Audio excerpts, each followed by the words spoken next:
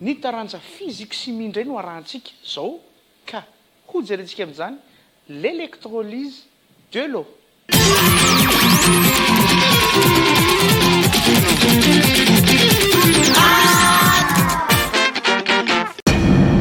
Bonjour tout le monde. Vous êtes tous à la maison, n'est-ce pas? Pourquoi? Très bien, parce qu'il y a la pandémie de la coronavirus, donc il faut rester à la maison. Mais quand même si on reste à la maison, il ne faut pas toujours passer le temps à jouer ou à regarder des dessins animés, mais il faut aussi réviser de temps en temps.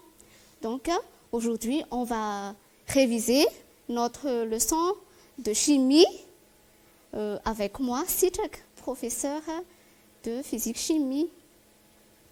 Savez-vous, les enfants, les élèves, que le dioxygène est vraiment très important dans notre vie quotidienne, dans l'air que nous respirons, dans notre sang, dans notre organisme?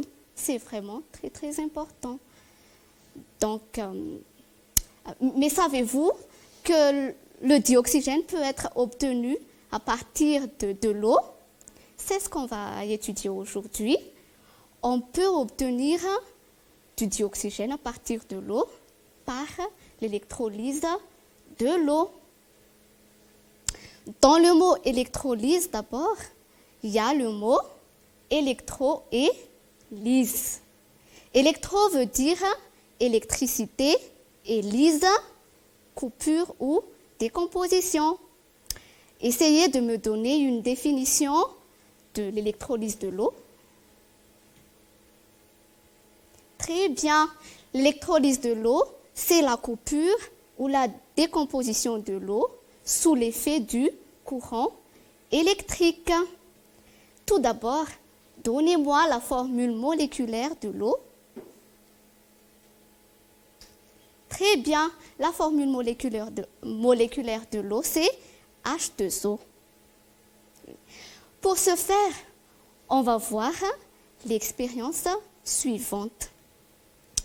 On a besoin d'un électrolyseur avec 2 électrodes, puis du courant électrique et aussi 2 tubes à essai remplis d'eau qu'on met sur ces 2 électrodes qu'on va nommer tube à 1 et tube à 2. Regardez notre schéma ici. Où est la borne positive? Très bien. Donc, si on ferme le circuit, indiquez-moi le sens du courant électrique. Très bien. Le sens du courant va de la borne positive vers la borne négative. L'électrode où sort ou entre le courant électrique, on va l'appeler anode. Et l'électrode où sort le courant électrique, on va l'appeler cathode. Vous savez que l'eau est un bon conducteur, mais pour la rendre encore plus conducteur, on va ajouter un peu d'acide sulfurique. Ça, c'est la théorie, mais dans la réalité, qu'est-ce qu'on fait dans les laboratoires? Regardez la vidéo suivante. Voilà notre électrolyseur. On met de l'eau dedans. Puis, là, on branche le courant électrique. Les 2 tubes à essai remplis d'eau.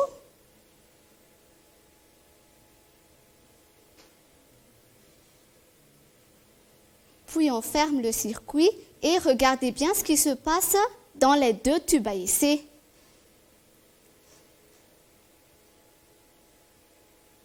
On met un peu d'acide sulfurique, puis, regardez bien, on voit très bien que il y a plus de dégagement de gaz par rapport de tout à l'heure.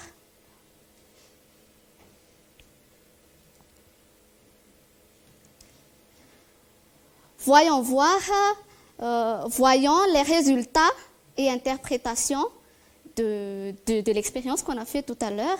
Prenons d'abord le tube 1 qui était sur l'anode. On prend une allumette, puis on souffle pour avoir un bout incandescent, puis on la met dans le tube. Qu'est-ce qu'on voit? Très bien, le bout incandescent se rallume vivement. Donc, quel est le gaz présent dans le tube à 1? Très bien, c'est le gaz du dioxygène. Voyons ce qui se passe dans le tube à 2 qui était sur l'anode. Écoutez bien. Oui, il y a une petite détonation et cette petite détonation vérifie la présence du gaz de d'hydrogène. On a vu alors que l'électrolyse de l'eau nous donne du dioxygène et du d'hydrogène. Et n'oubliez pas les élèves qu'il faut toujours équilibrer les réactions. On a vu alors qu'on peut obtenir du dioxygène à partir de l'eau. Et c'est pour cela que les médecins nous conseillent vivement de boire beaucoup d'eau afin d'avoir une bonne santé. Si vous avez bien compris alors, répondez-moi par vrai ou faux si les phrases suivantes sont vraies ou fausses. Donc, est-ce que la molécule d'eau a pour formule H2O? Très bien. Est-ce que l'électrolyse, c'est la décomposition de l'eau par le soleil? C'est une mauvaise réponse.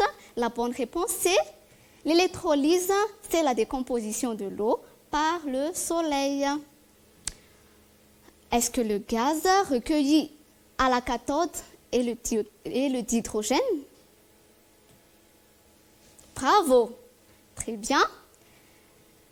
Et ensuite, est-ce que la petite détonation vérifie la présence du dioxygène? Réfléchissez bien. La petite détonation ne vérifie pas la présence du dioxygène, mais vérifie plutôt la présence du dihydrogène. Et enfin, l'électrolyse de l'eau produit du dihydrogène et du dioxygène. Est-ce que c'est vrai ou faux? Bravo! Donc, c'est tout pour aujourd'hui, mais je vous souhaite une bonne continuation. Au revoir.